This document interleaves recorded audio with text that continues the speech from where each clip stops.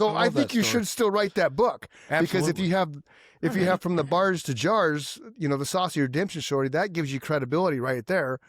And so I think that would be a great little how-to book in the here's world, the thing. man. Here's the thing. Yeah. A few of these chapters, it's given the instruction manual. Yeah, I tell people exactly how to do it. Yeah, exactly what I did.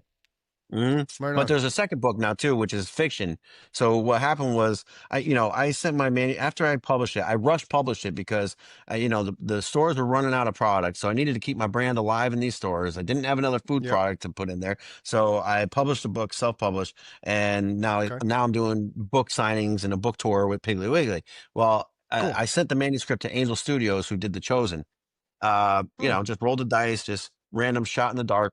And about a month later, they hit me back and were so inspired by the story. It says, hey, why don't you film a torch pilot? We want to see a torch pilot to submit it to our guild and let's see this thing go to screen. So now there's a film adaptation. And so I'm looking into different producers, directors, writers, all that stuff.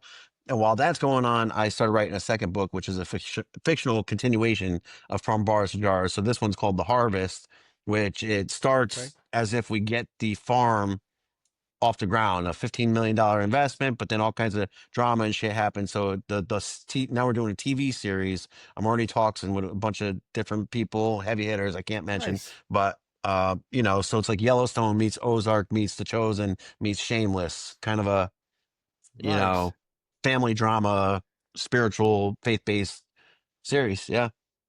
Very cool. I like that. And here I thought you were just a chef, man. Like you open up this whole.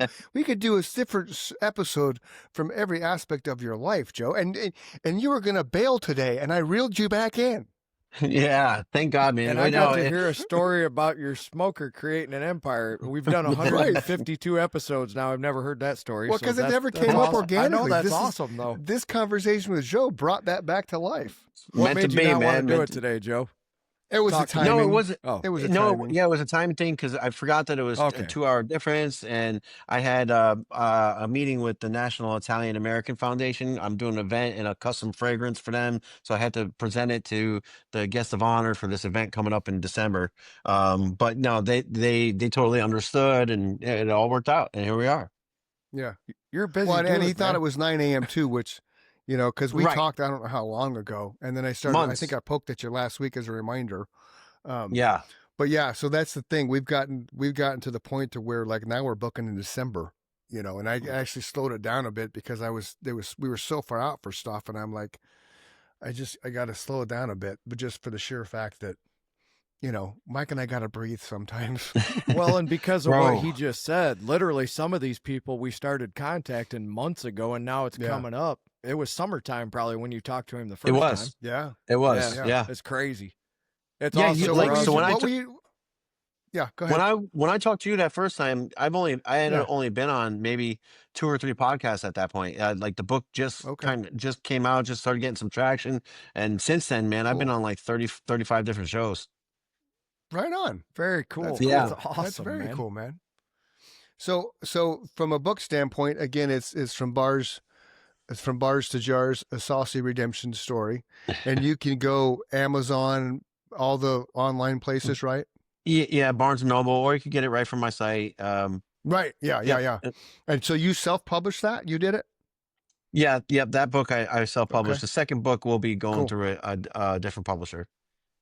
Okay, that's cool. That's very cool. So you got some apparel? Yeah, shirts and hats and stuff like that. Just cool. We need some apparel, Chris Dunham. What's that? We need some apparel. I know we got to get apparel, man. I know. Maybe we should talk to Joe after the show. And fragrance. Now, does your fragrance? Does it smell like Italian sauce? I had a feeling you were going to ask that. Everybody, no, the fragrance don't smell like garlic, and the sauce don't taste like perfume. Okay.